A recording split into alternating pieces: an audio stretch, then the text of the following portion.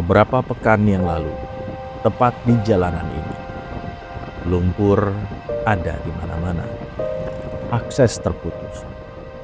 Tak ada sinyal, tak ada juga cara untuk menghubungi kerabat. Di saat seperti itu, saya bisa membayangkan satu hal, bahwa berharap rasanya hampir mustahil. Setelah lebih dari 3 jam perjalanan dari Medan, perlahan kami mulai merasakan sesuatu yang hidup kembali. Mencekam juga sih. Bukan kemeriahan, bukan pula kepastian, tapi denyut nadi kehidupan masyarakat yang mulai berdetak meski tertatih. Belum pulih benar, namun rasa syukur karena masih diberi anugerah hidup bercampur dengan rasa takut akan hari esok terbaca jelas di wajah-wajah warga Aceh, khususnya Aceh Tamiang. Ini sama siapa? Tahu Pak? Pak Gibran. Prabowo bentar lagi, tunggu. Anak-anak mulai tertawa lagi. Pelan, canggung, namun tulus. Mereka tak lagi memandang kami sebagai orang asing. Bagi mereka, kami adalah saudara yang datang bukan untuk melihat penderitaan, tetapi untuk menemani di tengah kesusahan. Dan di titik itu saya sadar bahwa bantuan bukan hanya tentang logistik, tapi tentang kehadiran. Hari ini kami ingin menjangkau wilayah terdalam yang paling terdampak bencana. Bersama rekan-rekan dari Pertamina Peduli dan PT Kilang Pertamina Internasional, misi kami sederhana namun krusial, menghantarkan air bersih bagi para pengungsi. Di sepanjang perjalanan kami berpapasan dengan relawan-relawan lain. Datang dari latar belakang yang berbeda, mengenakan seragam yang berbeda, namun membawa tujuan yang sama, membantu saudara yang sedang berduka. Semua bersatu tanpa hiruk-pikuk, tanpa panggung, hanya satu harapan, membuat warga Aceh kembali tersenyum. Tak mudah, tapi inilah misi kami yang sesungguhnya. Memasuki jalan Besitang, kami melihat kehidupan mulai bergerak lagi. Langkah kaki, obrolan hangat, dan sedikit tawa kecut, nuansa itu menyambut kami. Warga sibuk membersihkan rumah mereka. Relawan membagikan bantuan. Petugas membuka akses jalan. Sudah beberapa hari alat berat bekerja tanpa henti, membersihkan jalanan yang sebelumnya lumpuh total. Kini kendaraan mulai lalu lalang, pelan tapi pasti.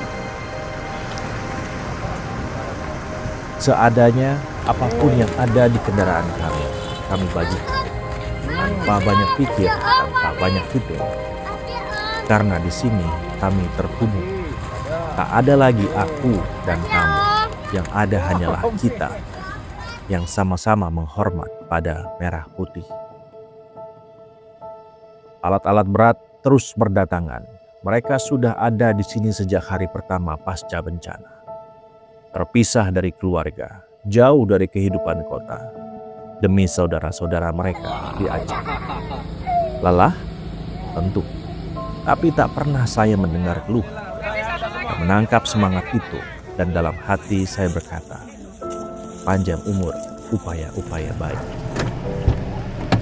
Setibanya di posko Pertamina, kami berkoordinasi.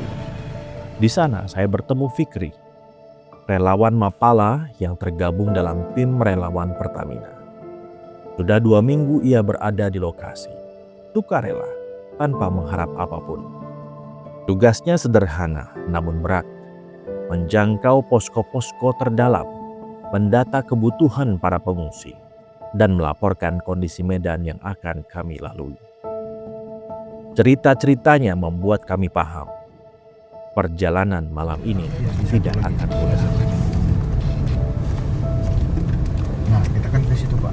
Oh yang ada ke kanan ya? Oke. Jadi kita baru dari lagi. Hari sudah gelap, namun semangat tak surut. Kami bergerak menuju desa Bandar Mahligai, sekitar 1 jam dari pusat kota. Ketika tiba, kepala dusun menyambut kami. disusul warga yang perlahan berkumpul. Pak, singgah. Bapak, Ada berapa keluarga di sini, Mas? di sini kami hanya posko induk, Pak, kan? Karena kita cuma satu posko. Ini setiap barang masuk kita posko distribusinya.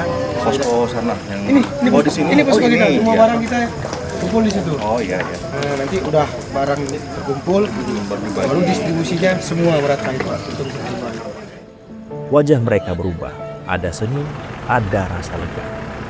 Merasa ada teman, kata mereka.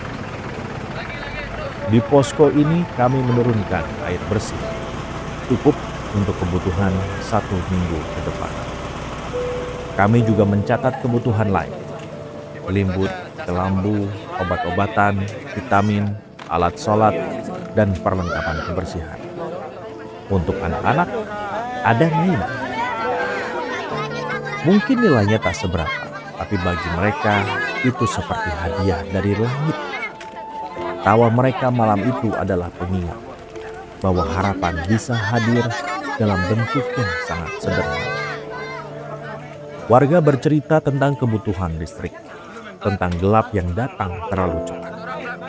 Kami sebenarnya membawa genset untuk keperluan posko pusat.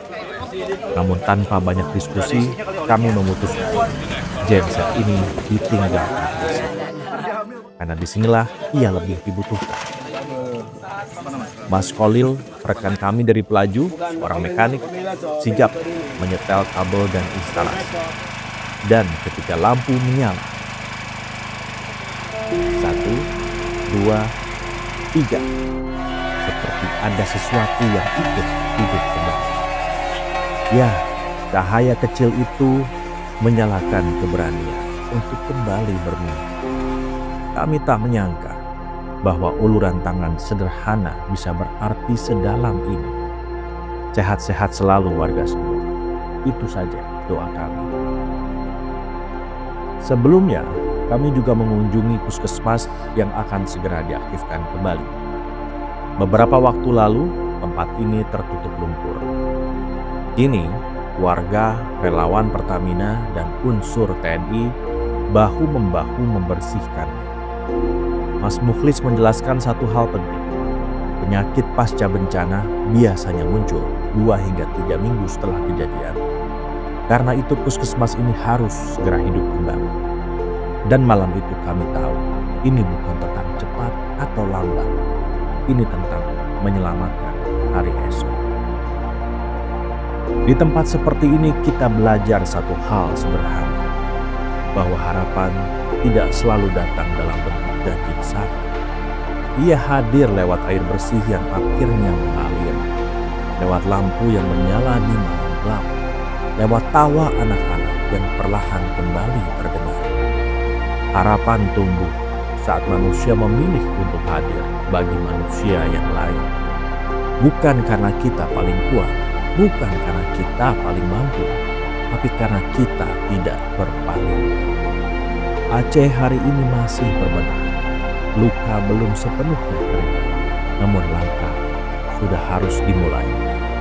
Dan selama masih ada tangan yang terulur, selama masih ada cahaya sekecil apapun, maka masa depan tidak pernah benar-benar padam. Kami datang bukan sebagai penyelamat, melainkan sebagai saudara.